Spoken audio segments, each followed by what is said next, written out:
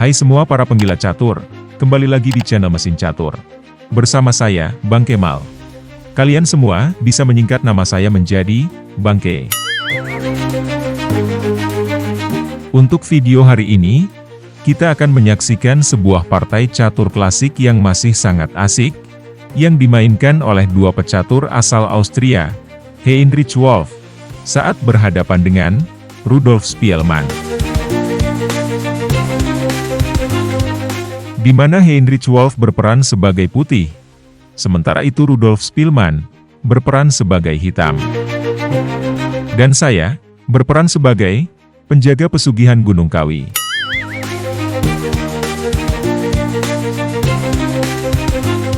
Heinrich Wolff sebagai putih melemparkan pionnya terlebih dahulu ke E4, Spielmann meladeni E6, lalu D4, D5, kuda C3, kuda F6, setelah gajah piknik ke G5, gajah nyelip di E7. Kini kita memasuki formasi pertahanan Prancis, variasi klasik.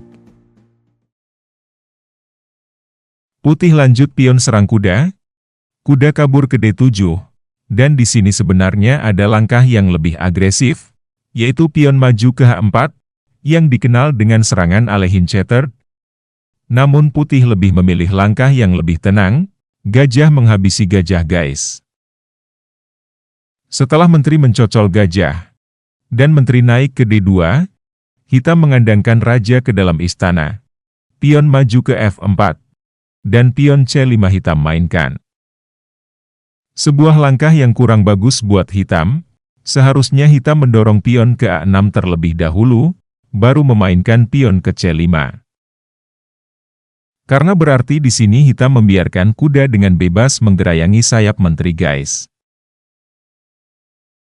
Lalu kuda keluar kandang ke C6, pion memperkuat pion, pion serang pion, kuda F3 putih mainkan, pion makan, pion membalas, pion usir kuda, dan kuda menduduki petak yang strategis.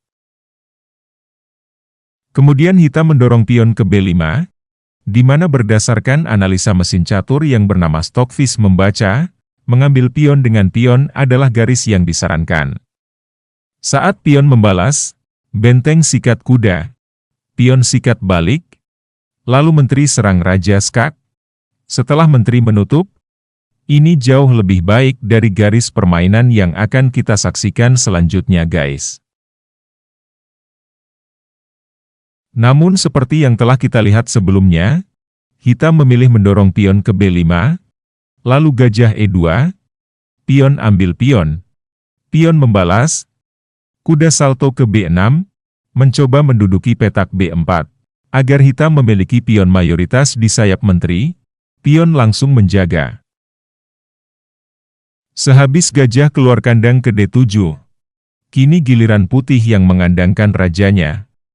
Lalu pion H6 hitam mainkan, benteng mingser ke C1, benteng B8, gajah naik ke D3, memanfaatkan kerentanan diagonal B, kuda mundur ke C8, gajah ikutan mundur, ke B1 guys.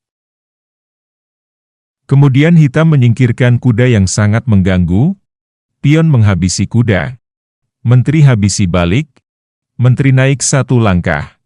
Tentunya dengan ancaman yang membahayakan buat lawan, benteng langsung membendung, namun kuda coba mengancam, dan hitam memutuskan menggandakan benteng, di file F guys.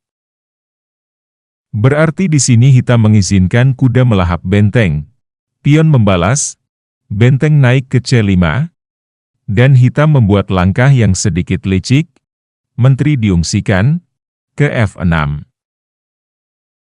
Karena seandainya putih nekat mencocol pion yang terlihat gratis, kuda akan manuver ke B4. Setelah menteri menghindar ke F3, hitam akan menyamakan kedudukan guys. Makanya hitam memajukan pion ke A3, mencegah kuda menempati petak B4. Lalu kuda mundur melindungi pion, pion pergi memperkuat benteng. Raja menghindar ke pojok, benteng mingser ke D1, kuda salto ke G6, dan menteri melipir ke G3. Lalu kuda menyusup ke H4.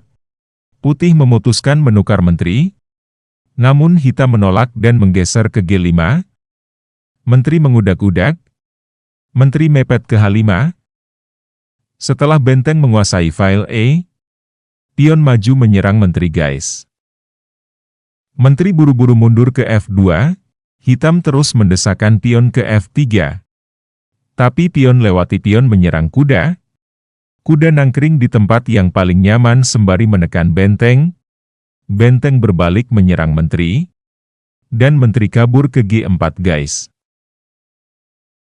Sekarang kita telah memasuki langkah kritikal, di mana putih menyadari, telah memperoleh keuntungan yang sangat signifikan. Dan kalian bisa menjanda video ini, untuk menemukan langkah selanjutnya dari putih. Gimana guys, apakah kalian sudah bisa menemukan langkah tersebut? Ya, benar sekali guys, di sini putih mengorbankan pionnya, dengan menyerang menteri. Hal ini berarti membuat menteri terjebak dalam dosa guys, karena sudah tak bisa melarikan diri, dan memaksa menteri untuk mengambil pion gratisan yang diiming-imingi lawannya. Sebab setelah langkah super edan putih mainkan, yaitu menteri mencocol pion, Rudolf Spielmann langsung mengibarkan bendera kuning. Dia menyerah pada langkah ke-37. Karena jika permainan berlanjut, benteng cocol menteri, benteng cocol raja skak, gajah langsung menghabisi. Tapi benteng naik kembali skak. Setelah benteng dipaksa menutup, raja akan tewas kena antup, skak mat.